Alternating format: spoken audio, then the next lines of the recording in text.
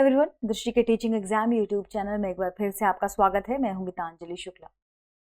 जैसा कि आप सभी जानते हैं, हम यहाँ दिल्ली अधीनस्थ सेवा चयन बोर्ड यानी DSSB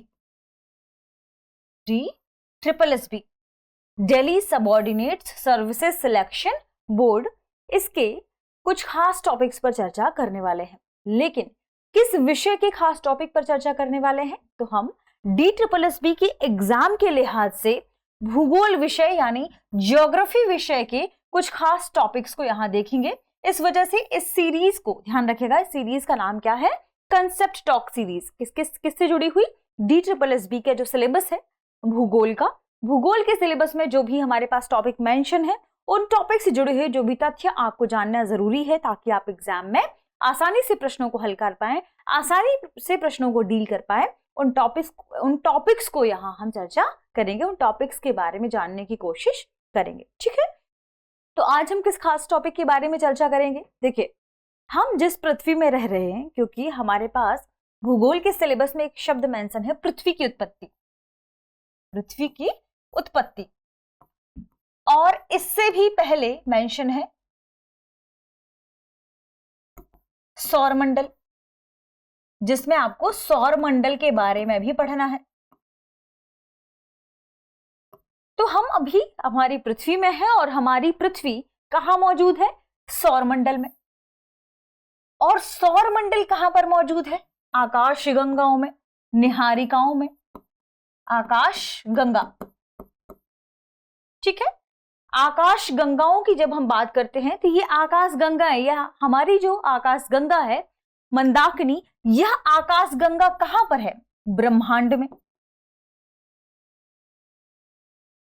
तो बेसिकली सबसे पहले हमें क्या पढ़ना चाहिए? ब्रह्मांड के बारे में, कि आखिर ब्रह्मांड की उत्पत्ति कैसे हुई, ब्रह्मांड है क्या। तो आज के टॉपिक में हम समझेंगे ब्रह्मांड को, यानी सौरमंडल को पढ़ने के लिए, पृथ्वी की उत्पत्ति को पढ़ने के लिए हमें ब्रह्मांड पढ़ना जरूरी है। ब्रह्मांड की उत्पत्ति के बारे में कुछ महत्वपूर्ण तथ्यों को जानना जरूरी है। जब भी ब्रह्मांड की उत्पत्ति की बात आती है, तो बिग बैंग थ्योरी चर्चा में आ जाती है। यानी ब्रह्मांड की उत्पत्ति का मुख्य कारक क्या है? ब्रह्मांड की उत्पत्ति के लिए जो सटीक व्याख्या अभी आधुनिक युग में मान्य है, वह है big bang theory, big bang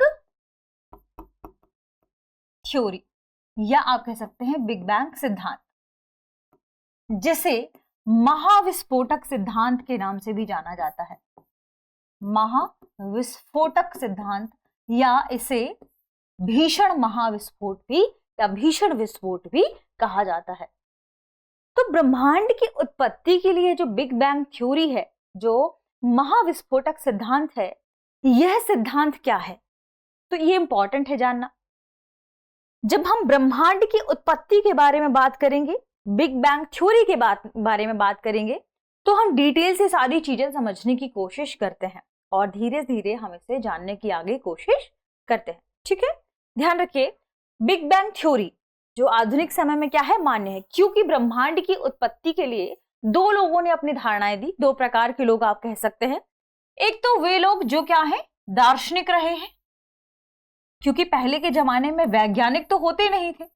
इन्हीं दार्शनिकों के आधार पर जो विभिन्न प्रकार के दार्शनिक हैं, जैसे सुकरात हैं, अरिस्तु हैं, प्लेटो हैं, और बहुत सारे जैसे कांट हैं, हमबोल्ट हैं। तो भूगोल में यदि आप दार्शनिकों के बारे में पढ़ेंगे, तो रोमन, यूनानी, चीनी, अरब क्षेत्र में, भारत में बहुत से ऐसे दार्शनिक रहे हैं जिन्होंने भूगोल में काफी उन्नति की थी। भूगोल के लिहाज से उन्होंने कई अपनी अवधारणाएं दी थी। ठीक है, ध्यान रखिएगा। डार्विन भी एक दार्शनिक रहे हैं, उनके बारे में भी ध्यान रखें, क्योंकि डार्विन के कई सिद्धांत भूगोल में फॉलो किए गए हैं। ठीक, कांट के बारे में हम सभी ने सुना है, लेकिन कांट एक भूगोलवेत्ता भी रहे हैं। ध्यान रखिएगा, एक दार्शनिक रहे हैं, जिसके लिहाज से उन्होंने अपने लिहाज से उन्होंने भूगोल की व्याख्या भी की है। तो जब हम बात करेंगे दार्शनिकों के बारे में, तो देखिए, ये इन्होंने तथ्य के आधार पर व्याख्या तो नहीं की, लेकिन अपनी विभिन्न प्रकार की जो उनकी खोज रही है, उसके आधार पर उन्होंने ब्रह्मांड के बारे में अलग अलग अवधारणाएं रखी। ठीक है, दूसरा है भूगोल वेत्ताओं के आधार पर या वैज्ञानिकों के आधार पर जिन्होंने क्या किया, तथ्यों के आधार पर अपनी बातें रखी हो। और इनमें भी आप ध्यान रखिएगा, इसे हम दो आधार पर डिवाइड कर सकते हैं। एक तो प्राचीन समय में क्या अवधारणाएं रही हैं, ठीक है, जैसे कोपरनिकस की हम बात करते हैं कि पृथ्वी ऐसी है, इसका आकार ऐसे है, तो अलग अलग अवधारणाएं रही हैं। फिर हम बात करते हैं वैज्ञानिकों की, जो कुछ आधुनिक अवधारणाएं लेकर आए हैं। आधुनिक अवधारणाओं में भी जो अभी तक सबसे सटीक व्याख्या मानी जाती है, या आप कह सकते हैं कि कुछ तथ्यों के आधार पर उसमें पुष्टि मिलती है, वही है बिग बैंग थ्योरी, यानी महाविस्फोटक सिद्धांत। तो हम आज महाविस्फोटक सिद्धांत के आधार पर ब्रह्मांड की उत्पत्ति की बात करेंगे, ठीक है। जो हमारा एनसीईआरटी की बुक्स है उसमें भी महाविस्फोटक सिद्धांत को ब्रह्मांड की उत्पत्ति के रूप में देखा जाता है। देखिए, ब्रह्मांड की उत्पत्ति का मतलब है कि वैज्ञानिकों ने यह स्वीकार किया कि इस पूरी पृथ्वी की उत्पत्ति से पहले, पृथ्वी कहाँ है, सौरमंडल में, सौरमंडल की उत्पत्ति से पहले आकाशगंगाएं, आकाशगंगाओं की उत्पत्ति से पहले ब्रह्मांड, और ब्रह्मांड की उत्पत्ति से पहले एक बिंदु था। उस बिंदु को उन्होंने क्या कहा, ध्यान रखिएगा, छोटा सा गोलक। इन्होंने इसे क्या माना, गोलक। विलक्षण बिंदु भी आप इसे कह सकते हैं, कहीं कहीं आपको यह विलक्षण बिंदु भी लिखा हुआ मिल सकता है।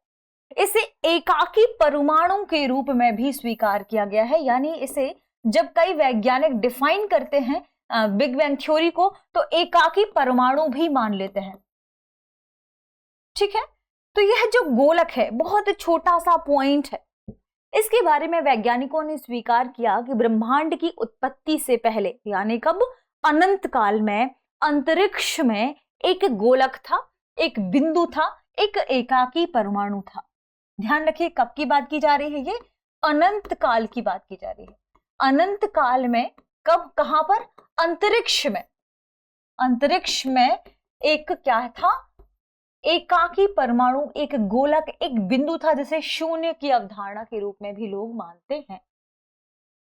इस बिंदु के बारे में कहा जाता है कि इस बिंदु का आयतन बिल्कुल शून्य के समान, जीरो, एक बिंदु के समान था। इसका आयतन बिल्कुल छोटा था और इसका तापमान अनंत था। तापमान और घनत्व क्या था, अनंत। तापमान और घनत्व अनंत का मतलब यह है कि इतना अधिक तापमान था, इतना अधिक घनत्व था कि उस समय इसे मापा नहीं जा सकता था। तो इस छोटी सी पॉइंट की, इस छोटी सी बिंदु का जो तापमान है वह बहुत अधिक है, अत्यधिक है, अनंत है। इसका घनत्व अनंत है, इसका आयतन अत्यधिक सूक्ष्म है, इसका आयतन अत्यधिक सूक्ष्म है। इस छोटे से पॉइंट, इस छोटे से बिंदु में जहां बहुत अधिक तापमान है, बहुत अधिक इसका घनत्व है। देखिए, जब किसी चीज का घनत्व बहुत अधिक होता है, यानी उसके अंदर उसके अणुओं के बीच जो भी घनत्व, जो भी टक्कर होगी, उससे बहुत अधिक ऊष्मा निकलेगी। तो ध्यान रखिएगा, चूंकि इसका घनत्व बहुत अधिक है, अनंत है, तापमान बहुत अधिक है, यानी इसके बीच, इसके भीतर ऊष्मा बहुत अधिक होगी। इस छोटी सी बिंदु में ऊष्मा बहुत अधिक होगी, अनंत होगी। तापमान बहुत अधिक है, इसलिए ऊष्मा भी क्या होगी, बहुत अधिक होगी। अब इस परमाणु में क्या होगा, इस छोटे से एकाकी परमाणु में गुरुत्वाकर्षण क्षमता भी बहुत अधिक होगी। वैज्ञानिकों का क्या मानना था कि इस बिंदु में, इस गोलक में, इस एकाकी परमाणु का घनत्व जिसका बहुत अधिक है, जिसका अनंत घनत्व है, तापमान अनंत है, जिसका आयतन बहुत छोटा सा है, एकाकी है, इसमें गुरुत्वाकर्षण, आकर्षण का बल बहुत अधिक है। आकर्षण के बल के बहुत अधिक होने से यह आद्य पदार्थों को अपनी ओर क्या कर रहा था, आकर्षित कर रहा था। तो उसके आसपास जो भी आद्य पदार्थ थे वे क्या कर रहे थे, वह उसे अपनी ओर आकर्षित कर रहा था, और इस आकर्षण के फलस्वरूप सारे पदार्थ इसमें क्या हो गए, इसके भीतर आ गए। और जब बहुत अधिक इसके भीतर पदार्थ आ गए, इसका तापमान घनत्व बहुत अधिक बढ़ गया, तो इसमें भीषण विस्फोट हो गया, इसमें भीषण विस्फोट हो गया। इन अणुओं के बीच ऊर्जा बहुत अधिक हो गई और इसमें इस छोटे से अणु में क्या हो गया, इस छोटे से एकाकी परमाणु में, जैसे आप एनसीईआरटी में देखेंगे तो गोलक लिखा होगा, आपको कहीं विलक्षण बिंदु के रूप में भी मिलेगा। इसमें क्या हो गया, भीषण विस्फोट हो गया और इस भीषण विस्फोट को ही महाविस्फोट कहा जाता है। इसे ही महाविस्फोट कहा जाता है और इस वजह से ही इस सिद्धांत को महाविस्फोटक सिद्धांत कहा जाता है। तो जैसे ही इस छोटे से बिंदु में, इस छोटे से पॉइंट में बहुत अधिक तापमान घनत्व की वजह से सारे आद्य पदार्थ इसमें इकट्ठे हो रहे थे, इसकी वजह से ऊष्मा बहुत तेजी से बाहर की ओर निकली और ऊष्मा बहुत तेजी से जब बाहर की ओर निकलती है, इसका मतलब उस छोटे से बिंदु में क्या हुआ, भयानक विस्फोट हुआ। और जैसे ही इसमें विस्फोट हुआ तो ध्यान रखिए इसके भीतर जो भी पदार्थ मौजूद थे वे पदार्थ क्या हो गए, वितरित हो गए, छटक गए, बहुत दूरी की ओर क्या हो गए, 1 सेकंड के अल्पांश हिस्से में ये पदार्थ कई सौ, कई लाख किलोमीटर का डिस्टेंस कवर कर गए। हमारे ब्रह्मांड में मौजूद यही बहुत सारे पदार्थ बहुत दूर तक जो चले गए, कई प्रकाश वर्ष की दूरी जिन्होंने तय की, वही आगे जाकर निहारिकाएं बनती हैं, आकाश गंगाएं बनती हैं और उन्हीं आकाश गंगाओं में कई सौरमंडल है, क्योंकि हमारा सूर्य एक तारा है, हमने इसे पढ़ा है।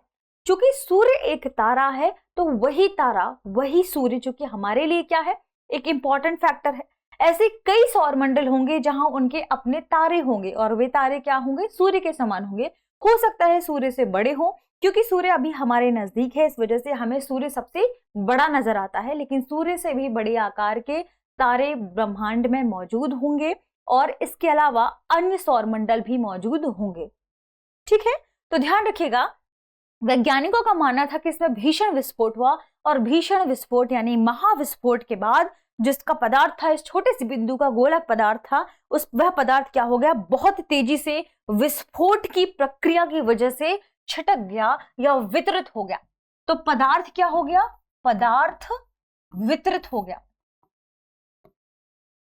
और पदार्थ वितरित हुआ, इसका मतलब यहां पर क्या अवधारणा सामने आई कि ब्रह्मांड में विस्फोट के बाद जब पदार्थ एक दूसरे से वितरित हुआ, यानी अब कंसेप्ट आया कि छोटे से पदार्थ से कई टुकड़े निकले, कई टुकड़े निकले, यानी अब यहां से यहां तक दूरी तय की गई।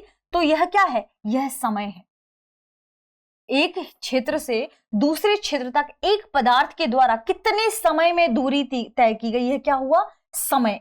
और जो पदार्थ एक स्थान से दूसरे स्थान तक छटक कर गया यानी वितरित होकर गया, यानी अब यहां पर स्थान की भी अवधारणा निकलकर सामने आई, स्पेस जिसे हम कहते हैं, स्पेस, स्पेस की अवधारणा निकलकर सामने आई, टाइम की अवधारणा निकलकर सामने आई और इन छोटे से कणों का जो छटकाव हुआ वहां से पदार्थ की अवधारणा सामने आई, पदार्थ जिसे हम मैटर कहते हैं। ठीक है, ध्यान रखिएगा, जो पदार्थ छटककर बाहर की ओर गया, जो पदार्थ इस छोटे से बिंदु से वितरित हुआ, वह विस्फोट की प्रक्रिया के माध्यम से क्या करता है, बृहद विस्तार को प्राप्त करता है। यह पदार्थ जो विस्फोट हुआ इस पदार्थ में, यह बृहद विस्तार को प्राप्त करता है। कुछ वैज्ञानिकों का मानना है कि इस पदार्थ में जो बृहद विस्तार हुआ, कई सौ प्रकाश वर्ष, कई लाख प्रकाश वर्ष दूरी तक यह पदार्थ गया, कितने में, 1 सेकंड के अल्पांश हिस्से में। ध्यान रखिएगा। अब आप समझिए कि यह जो पदार्थ वितरित हुआ, इस पदार्थ में बृहद विस्तार हुआ, आप इसे कैसे देखेंगे। तो आप सबसे पहले एक गुब्बारा लीजिए, उस गुब्बारे में जब आप उसे फुलाए ना, उससे पहले उसमें आप 3-4 पॉइंट लिखिए ABCD और फिर आप उस गुब्बारे को फुलाना शुरू करेंगे। आप देखेंगे कि जैसे ही आप गुब्बारे को फुला रहे हैं तो जो पॉइंट आपने निर्धारित किए थे ABCD, उन पॉइंट्स में दूरी क्या हो रही है, बढ़ रही है। क्यों, तो ठीक इसी तरीके से आप समझिए कि जैसे ही एक छोटा सा बिंदु रहा है यहां पर, इस पदार्थ में विस्फोट हुआ, तो इस पदार्थ में विस्फोट के साथ ही, ध्यान रखिएगा, आप गुब्बारे में जब हवा भरते हैं तो आप धीरे धीरे भरते हैं, उसमें विस्फोट धीरे धीरे होता है। आप देखिए इसमें विस्फोट बहुत तेज गति से होगा। ठीक है, तो इसमें बहुत तेजी से जैसे ही आप गुब्बारा फुलाएंगे क्या होगा, पॉइंट आगे की ओर बढ़ेंगे।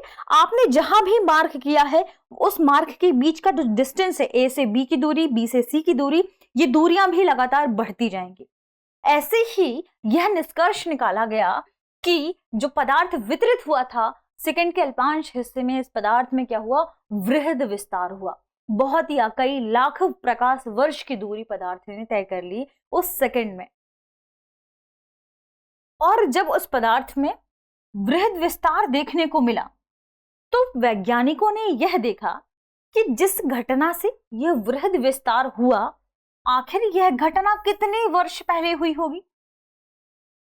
अमेरिका के जो वैज्ञानिक हैं हबल, उन्होंने टेलीस्कोप के माध्यम से यह देखा कि यह जो वृहद विस्तार हो रहा है, उन्होंने देखा कि ब्रह्मांड के जो भी आकाशगंगा हैं उनमें विस्तार हो रहा है। उन्होंने लगातार इसे ऑब्जर्व किया तो उन्होंने पाया कि विस्तार कितने किलोमीटर तक, कितने प्रकाश वर्ष तक, कितने समय में हो रहा है। लगातार उन्होंने कई वर्षों तक जब यह देखा कि इसकी एक निश्चित पैमाना है, इतने किलोमीटर या इतने प्रकाश वर्ष ब्रह्मांड का विस्तार इतने समय में हुआ, और इन्होंने इसका औसत निकाला, तब उन्होंने पाया कि शुरुआत में यानी यह जो बिंदु बना था उस समय कितना समय रहा होगा, तब उसकी पोजीशन यहां पहुंची। यानी ब्रह्मांड कितने वर्षों पहले एक गोले के रूप में रहा होगा, एक गोलक के रूप में, एक बिंदु के रूप में रहा होगा, और उसके बाद यह विस्तार इतनी दूरी तक पहुंचा और अभी समय इतना है।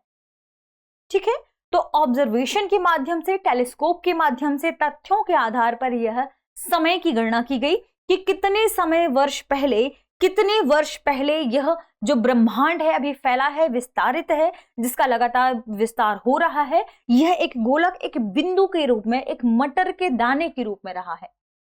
और वैज्ञानिकों की इसी परिणाम की वजह से, वैज्ञानिकों की इसी ऑब्जर्वेशन की वजह से वैज्ञानिकों ने क्या कहा कि बिग बैंग की जो घटना घटित हुई है वह लगभग 13.7 अरब वर्ष पहले हुई थी।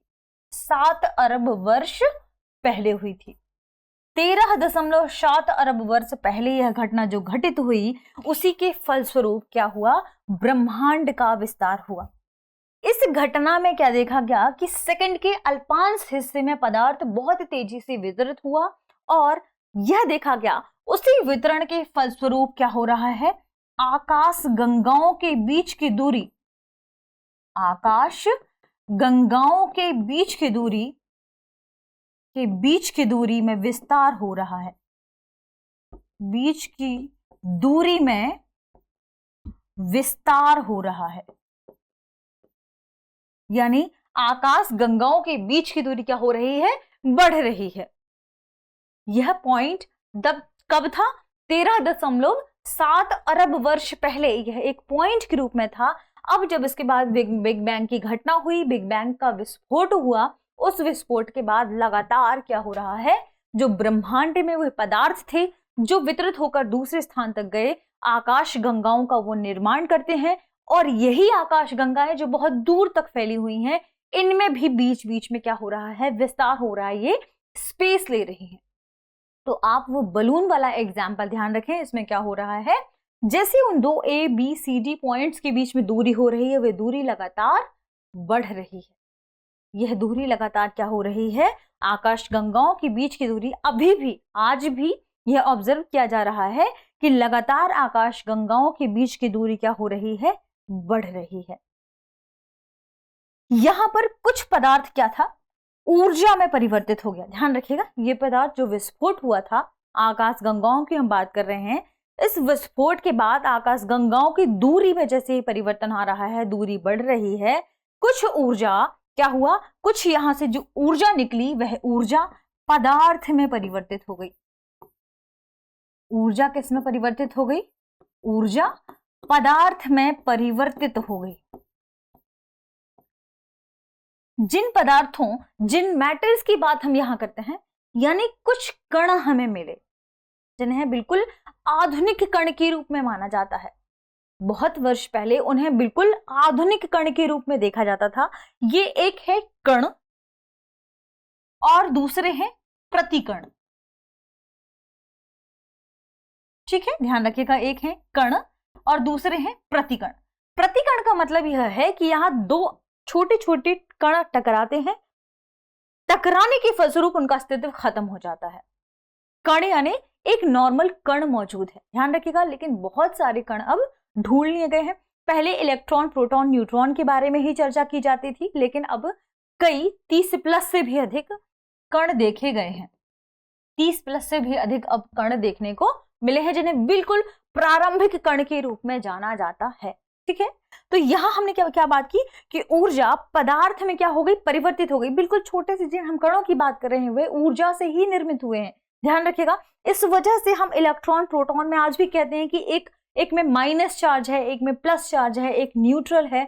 हम बात करते हैं फोटोन की, हम बात करते हैं बंच की, हम बात करते हैं गॉड पार्टिकल की। तो कहीं ना कहीं छोटे छोटे जो पार्टिकल्स हैं वे किससे निर्मित हुए हैं, ऊर्जा से ही निर्मित हुए हैं। तो इन्हीं आकाश गंगाओं के विस्तार के स्वरूप यह भी देखा गया कि ऊर्जा का कुछ पदार्थ किसमें परिवर्तित हो रहा है, ऊर्जा की कुछ मात्रा किसमें परिवर्तित हो रही है, पदार्थ में परिवर्तित हो रही है।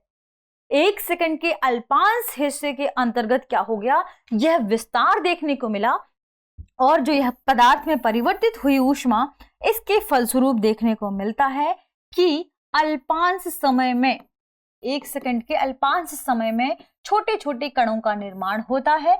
और जैसे जैसे यह विस्तार आगे की ओर बढ़ता जाता, देखिए जैसे ही विस्फोट हुआ तो 1 सेकंड के अल्पांश समय में क्या होता है, विस्फोट होता है। बहुत सारा पदार्थ ऊर्जा में परिवर्तित हो जाता है, ध्यान रखिएगा। पदार्थ किसमें, ऊर्जा किसमें परिवर्तित हुई, पदार्थ में। ऊर्जा पदार्थ में परिवर्तित हुई। आकाश गंगाओं की दूरी बढ़ी, या इनके बीच की दूरी क्या हुई, बढ़ी। ठीक है, ब्रह्मांड का विस्तार हो रहा है। ब्रह्मांड का, क्योंकि आकाश गंगाएं कहां हैं, ब्रह्मांड में, तो ब्रह्मांड का विस्तार हो रहा है। ब्रह्मांड के विस्तार के फलस्वरूप ही आकाश गंगाओं की दूरी बढ़ रही है और ऊर्जा, ध्यान रखिए, पदार्थ में परिवर्तित होने की घटना बिल्कुल प्रारंभ की है। ये 1 सेकंड के भीतर की बात है, ठीक है। और जैसे ही यह समय कई लाख वर्ष बीता, ध्यान रखिएगा, कई लाख वर्ष समय के बीतने के बाद जो ये घटना 1 सेकंड में घटित हुई थी, 2 सेकंड में घटित हुई थी, 1 मिनट के भीतर कुछ अन्य घटनाएं घटित हुई थी, फिर देखा गया कि जो ब्रह्मांड के विस्तार की गति है, यह क्या हो गई, गति धीमी पड़ गई। गति क्या हो गई, धीमी पड़ गई। अंत में जाकर यह ब्रह्मांड का विस्तार तो हो ही रहा है, लेकिन अब यह गति क्या है, मंद है, यह गति धीमी है। तो ध्यान रखिएगा, ब्रह्मांड का निर्माण, जिस ब्रह्मांड में आज हम रह रहे हैं, इसी ब्रह्मांड में आकाश गंगा है। आकाश गंगा में एक आकाश गंगा हमारी है, उसमें है सौरमंडल। इस सौरमंडल में ही ग्रह है पृथ्वी, और हम इस पृथ्वी पर निवास कर रहे हैं। तो पृथ्वी की उत्पत्ति कहां से मानी जाएगी, इसके बारे में हम आगे चर्चा करेंगे। सबसे इंपॉर्टेंट बात थी ब्रह्मांड की उत्पत्ति के बारे में जानना। तो हमने ब्रह्मांड की उत्पत्ति को समझा कि ब्रह्मांड की उत्पत्ति कैसे हुई। आधुनिक जो मत है, सर्वमान्य है, वह है बिग बैंग थ्योरी। इस वजह से हमने बिग बैंग थ्योरी से जुड़े हुए इन तथ्यों को समझने की कोशिश की है, ठीक है। तो ब्रह्मांड की उत्पत्ति का मुख्य कारण, ध्यान रखिएगा, क्या है, बिग बैंग थ्योरी है। ब्रह्मांड के विस्तार का अर्थ क्या है कि आकाश गंगाओं के बीच की दूरी का बढ़ना। ब्रह्मांड की उत्पत्ति की बात करें या ब्रह्मांड के विस्तार की बात करें कि ब्रह्मांड के विस्तार का अर्थ क्या है, तो ध्यान रखिएगा, इसका मतलब है कि आकाश गंगाओं के बीच की दूरी बढ़ रही है, ठीक है। इस वजह से ये सारी चीजें किसमें शामिल होंगी, ब्रह्मांड के विस्तार में शामिल होंगी। और हम आगे की जो भी हमारे एपिसोड्स होंगे, क्लास होंगी, उसमें हम चर्चा करेंगे किसके बारे में, आकाश गंगा के बारे में, तारों के जन्म के बारे में, तारों की मृत्यु के बारे में। चूंकि सूर्य हमारा एक तारा है, तो इसके बारे में भी जानने की कोशिश करेंगे। सूर्य से संबंधित सौरमंडल को समझने की कोशिश करेंगे। सौरमंडल में जो भी ग्रह हैं, उन ग्रहों के बारे में जानने की कोशिश करेंगे। इन ग्रहों की अवस्थिति कैसी है, सौरमंडल के पूरे ग्रहों की चक्कर करने की, यानी सूर्य के चारों ओर जो परिक्रमण गति है, उस गति के बारे में जानने की कोशिश करेंगे कि कौन सा ग्रह कितना समय लेता है सूर्य की परिक्रमा करने में। फिर हम आगे पृथ्वी के बारे में समझेंगे। ठीक है, इस वजह से क्योंकि हमारे सारे टॉपिक इंपॉर्टेंट है, तो इन टॉपिक्स को समझने के लिए जरूरी क्या था, ब्रह्मांड की उत्पत्ति को समझना जरूरी था। तब हम आगे किसके बारे में बात कर पाएंगे, सौर मंडल के बारे में बात कर पाएंगे, और तभी हम आगे किसके बारे में बात कर पाएंगे, पृथ्वी की उत्पत्ति के बारे में। तो इसे जानने के लिए क्या इंपॉर्टेंट हो गया था, ब्रह्मांड की उत्पत्ति, और ब्रह्मांड की उत्पत्ति के लिए इंपॉर्टेंट क्या था कि हम बिग बैंग थ्योरी को समझें, क्योंकि ये आधुनिक मत है ब्रह्मांड की उत्पत्ति से जुड़ा हुआ। ठीक है, तो मिलते हैं हमारी अगली क्लास में, तब तक आप पढ़ते रहें, रिवीजन करते रहें। शुक्रिया।